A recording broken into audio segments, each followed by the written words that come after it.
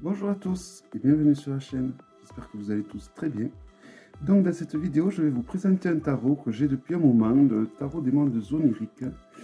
Et je vais surtout vous présenter la version avec des arcanes un peu plus grandes que les arcanes originales. Donc voici, ça c'était le jeu à la base en français. Voilà, il a des cartes d'une certaine grosseur, c'est un très joli jeu avec des graphismes magnifiques. Mais le problème, c'est que voilà, les graphismes sont... Je trouve que les illustrations sont tellement belles que les cartes sont trop petites et c'est vraiment dommage. Et en fait, il y a quelques années de ça, j'avais vu qu'il existait un tarot qui venait des pays de l'Est, des mondes oniriques, mais avec une mauvaise qualité. Et il n'y a pas longtemps, sur une vidéo de Claire de la Lune, elle a présenté donc la version...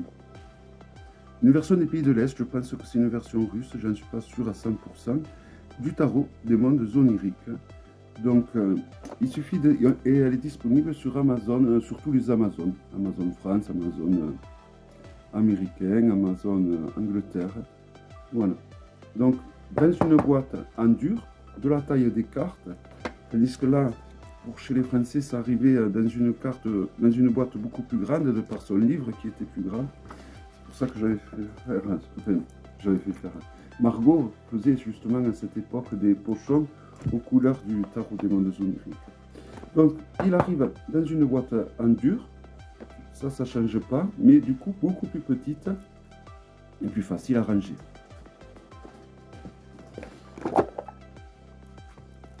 Il y a un petit guidebook.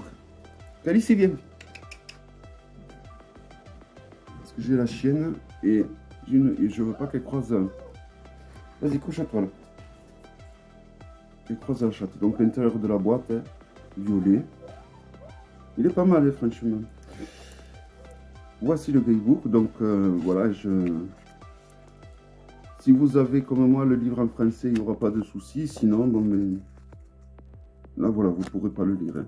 À moins de connaître, je sais pas si c'est du russe, du... Je ne sais pas du tout ce que c'est comme langue. Honnêtement, s'il y en a d'entre vous qui le savent. Il a les contours dorés cette fois. Voilà, le dos est toujours le même. Mais les cartes sont beaucoup plus grandes. Alors, je vais vous les présenter avec les cartes d'origine, enfin de la version française. Comme vous pouvez voir. Elles sont un petit peu plus épaisses et un peu plus grandes. Alors, ça paraît pas grand chose. Par exemple, comparé à un Grimaud, le Grimaud était légèrement plus haut. Tandis que si on le compare là, ben le Grimaud on ne le voit plus. Hein. On est obligé de faire comme ça. Voilà. Tandis que là,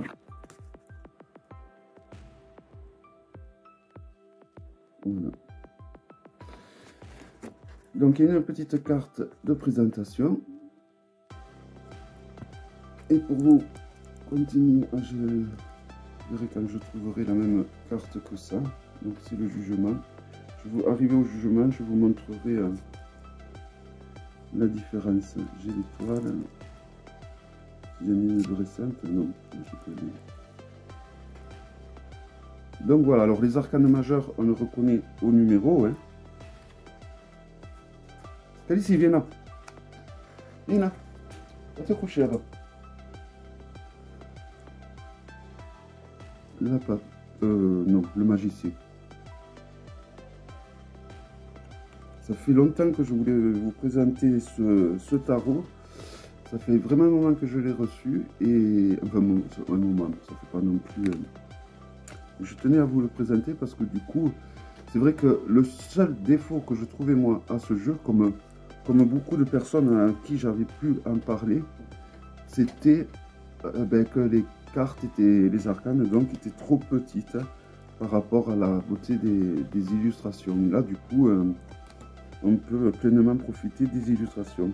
Donc, les arcanes majeures, on les reconnaît avec le numéro romain, c'est un numéro habituel. Donc, c'est un tarot qui suit le rider.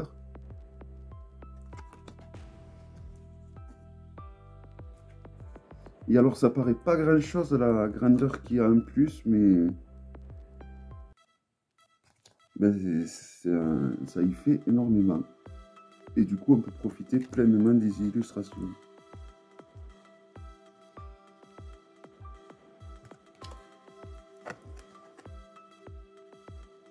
Le pendu. La mort avec ce phénix, hein, c'est super bien trouvé. Et c'est vrai que dans l'original, on ne le voit pas aussi bien. Hein. Enfin, du moins dans la version française. Hein. On ne voit pas tous ces détails. Hein.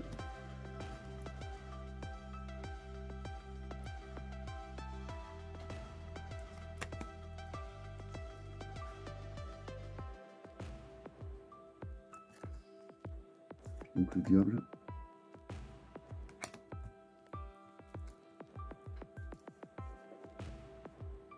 La lune.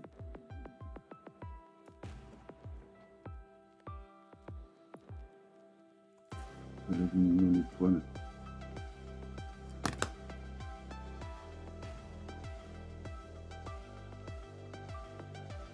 Non, la maison Dieu. Je me trompe. Oui, c'était la maison Dieu. Avec tous ces éclairs. Vous avez vu là, vraiment, il y a des détails de partout dans les illustrations. C'est vraiment... Mais c'était dommage de ne pas en profiter davantage. Hein. Alors regardez par exemple les deux étoiles, vous voyez. On voit quand même mieux à celle-là. Il n'y a pas photo.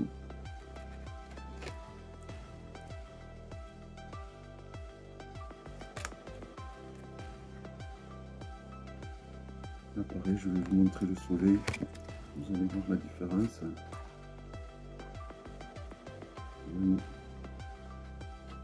On voit quand même mieux, évidemment, forcément, avec la version russe.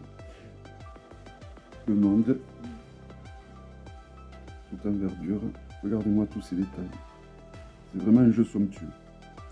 Graphiquement, c'est l'un de mes jeux préférés, je pense. Enfin, du moins, il fait partir des jeux que j'admire beaucoup l'artiste pour son talent, franchement. Tous ces détails. Donc là, nous sommes donc dans la série des bâtons. Donc, vous pouvez écrire là en dessous si vous n'avez pas peur de vous en souvenir. Mais après, il suffit de compter le nombre de bâtons. Parce que, évidemment, c'est écrit dans une autre langue. Hein, mais il suffit de compter le nombre de bâtons et c'est bon. Alors, certains, c'est pas évident de... Même en les comptant. Mais après, vu que ça suit un rider, l'imagerie, elle vous ramènera de suite à la carte du rider qu'elle correspond. Si vous connaissez bien le graphisme du rider, vous connaîtrez très bien le graphisme de celui-là. Moi par exemple, qui n'utilise pas souvent, voire jamais même le rider, je sais pas, peut-être que je me ferai un petit symbole, genre je me dessinerai un mini bâton d'un côté et je m'écrirai le chiffre de l'autre. Hein. C'est fort possible. Parce que c'est vrai que le rider, au final, je l'utilise jamais.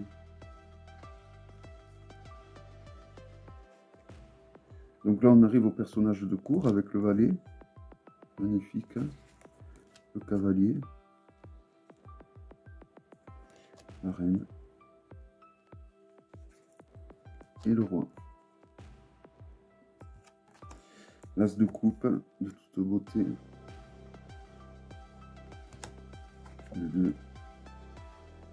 Alors les mineurs, on peut les reconnaître aussi de par leur couleur. Là, il y avait beaucoup de jaune, là, il va y avoir beaucoup de bleu pour les coupes. Pour les bâtons, donc on était sur le jaune.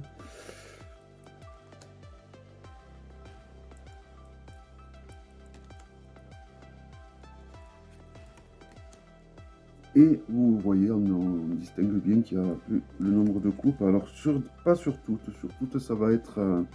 par exemple, celle-ci, ça va être plus les poissons qu'il va falloir compter, par exemple. Mais voilà, il y a largement la place. C'est du papier glissant, donc il faudra écrire, si vous écrivez, faites le choix d'écrire dessus. Mais bon, à la fois, ça gâche un peu le dessin. Mais il y a la place, quoi. Il y a la place juste en bas. Vous voyez, vous pouvez faire un petit chiffre de la couleur qui correspond pour vous au denier, aux coupes. Vous pouvez suivre la méthodologie de couleur du jeu. Hein. Donc là, on passe aux épées, avec l'as d'épée. Là, c'est un peu sur du mauve. Et franchement, c'est vrai qu'il y a plein de détails sur que j'ai l'impression de le retrouver, ce jeu, en fait. Ouais, j'ai l'impression de le retrouver de par ses illustrations, plus avantageuses que ceux qu'elles étaient sur la version française. Et franchement, si elles étaient encore plus grandes, je ne serais que content, hein, évidemment. Bon, après, trop, ça serait... Là, je pense qu'elles sont à la taille parfaite. Suffisamment grandes pour voir donc les détails. Bon, si elles en étaient un peu plus, franchement, ça ne serait que mieux quand même. Parce que c'est vrai que c'est un jeu qui est tellement beau que... Mais voilà, déjà, c'est beaucoup mieux que ce que c'était, je trouve.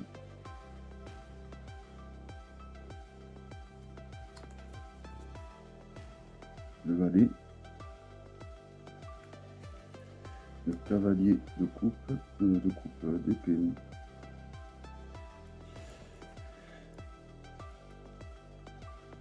Le reine. Et le roi. Les deniers, donc les deniers, ça va être sur du vert, donc pour la terre. Voilà, si vous avez un marqueur vert. Vous voulez écrire deux chiffres. Voilà, c'est vraiment un jeu magnifique hein, d'un point de vue illustration. Et si vous connaissez le rider, vous pouvez vous lancer sans problème. Je vous parlerai, arrivé à la dernière arcane, je vous parlerai de la qualité qui est parfaite. Hein. Le valet, non, pas encore. Le 10, le valet de denier, le cavalier de denier, la reine de denier. Vraiment, c'est un jeu qui a des illustrations à tomber. J'aurais dit que ça donne toute la vidéo. Et le roi de denier. Donc la qualité, ben, c'est pareil que celui-là. C'est exactement la même qualité. Hein. Tout aussi bonne. Rien à redire. Elles sont souples. Elles sont brillantes, mais ça met en lumière encore plus les couleurs magnifiques de ce jeu. Voilà, donc d'excellente qualité. Il avait les contours argentés, là il a les contours dorés, ma foi. Voilà, donc un magnifique jeu, enfin avec des illustrations dignes de ce nom. J'espère que cette vidéo vous aura plu et je vous dis à bientôt pour une prochaine vidéo. Bye bye.